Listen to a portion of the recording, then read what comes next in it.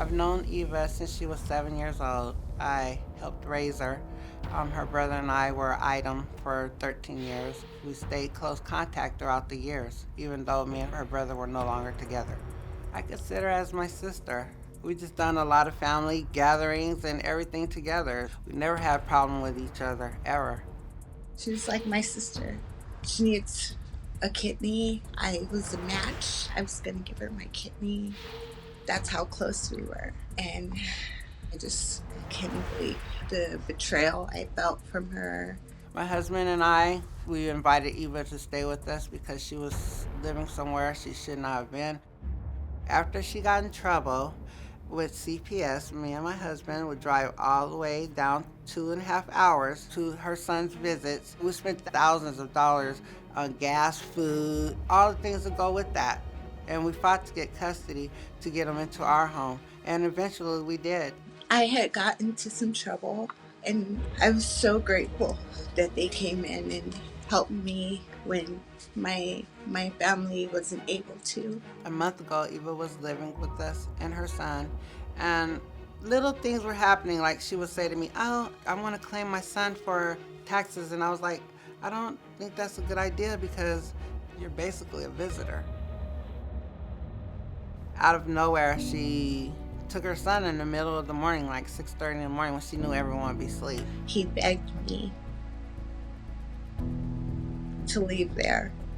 And so we left in the middle of the night with what we could just carry. We left all our belongings, everything. So it's been a month now. We haven't heard or seen anything of her or her son, and we're technically the guardians by law.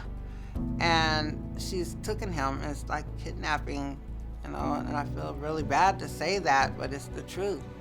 She's accused my husband of sexually abusing and physically abusing her son. Dwayne was very deviant, very manipulative, and he was always wrestling with the children, including my son. I know for sure he was being beaten, and I've seen the bruises, and grabbing their genitals and buttocks. And Shawnda was aware of this, but she ignored everything. My husband is beside himself because he's such a good person. It's just been very difficult hearing these accusations coming from her mouth. It hurts me so bad. I just can't figure out where it went wrong. I've stood up for her. I have defended her. All I wanted was best for her son, and that's it. The thing she said is outright lie. It's outrageous. I mean, this is a woman who I have no biological bonds to. Shawnda has no biological bonds to, but yet she called her sister. She has a child who decided on his own to call us grandma and grandpa. Okay, that's not the sound of somebody who doesn't love them.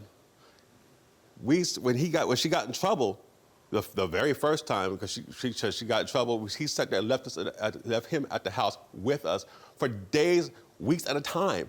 When she finally went to jail, I remember because he cried his little eyes out. We told her son, we're probably gonna get taken by CPS.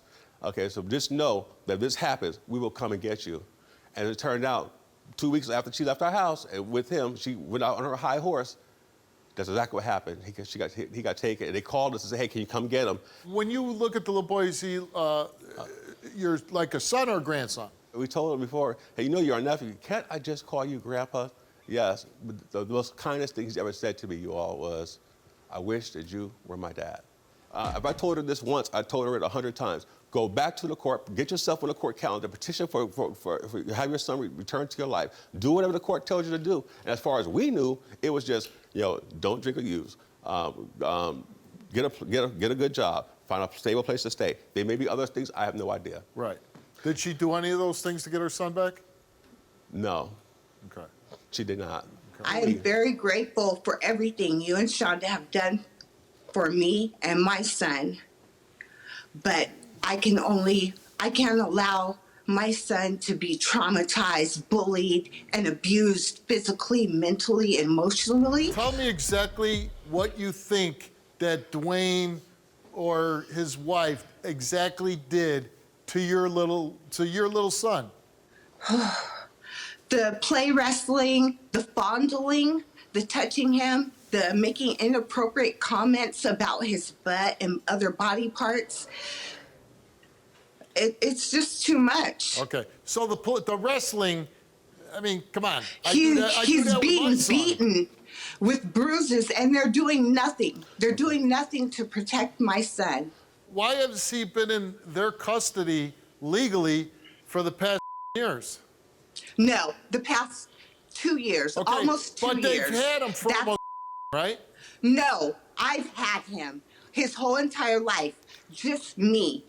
I moved into their house. I rented a room. Me and my son lived in that room. Okay, why do they have legal custody of your son? Because I asked them. But why? Why because did I you do needed that? their help, and I asked them. Because I trusted them. So you say you bring them to the show to kind of expose them if they fail the lie detector test. But on the other hand, if they pass, isn't this going to put you in a really bad position? They won't. I'm already in a bad position. I did try going through it legally. I have been contacting lawyers. I have paid lawyers. I was doing all of that. I was doing it the legal way until our lives were threatened. Our lives were threatened. By whom? We were going to be killed. Oh, come on. And that was a promise. I don't even know the whole situation. I tried, but even that one seems far-fetched a little bit, you know? Oh, my God. Yeah, it does seem far-fetched. It's ridiculous. Because I we agree got with that. COVID. It is absolutely ridiculous. You are absolutely right. Did you go? Did you go to kill a mother and her child? Did you go to the police? Did you go to the police and report this? Yes, I did. I did. And what happened? What did the police do? I filed a police report. I talked to the DA. And what did the DA say? I didn't. I left him a message. I didn't get a response. Come on, Eva. See, the problem is that part doesn't make any sense, okay? When you make a police report, the police will then, if they feel the necessary to go make an arrest. No policeman, the entire time I was on the Chicago Police Department, did I tell a victim, go talk to the DA. Never, not once. It's not. Thank you. It doesn't happen like that. You came here, Shawnda, to take a lie detector test. And we broke yours down to 2 parts. First, we'll start with sexual molest. Did you at any time touch Eva's son for your own sexual gratification? You answered no. Did you at any time ever witness Dwayne touch Eva's son in a sexual manner? You answered no. Did you engage in any inappropriate sexual behaviors with Eva's son while he took a shower at any time? You answered no. The results came back all the same, and it came back that Shawnda told the truth. Then we went to ask you about physical abuse. Did you personally ever witness Dwayne strike, punch, or hit Eva's son at any time? You answered no. Did you at any time strike, punch, or hit Eva's son, causing injury or pain? And you answered yes. Mm-hmm. Did you at any time strike, punch, or hit Eva's son, causing injury or pain? Now, you admit to striking him. I swatted him in his butt once. I said, if you're crying, that means pain. You know what I'm saying? So I never really heard. Hold on. Dwayne came here, and he took a lie detector test. First part is molest, and we asked Dwayne, did you at any time touch Eva's son for your own sexual gratification? He answered no.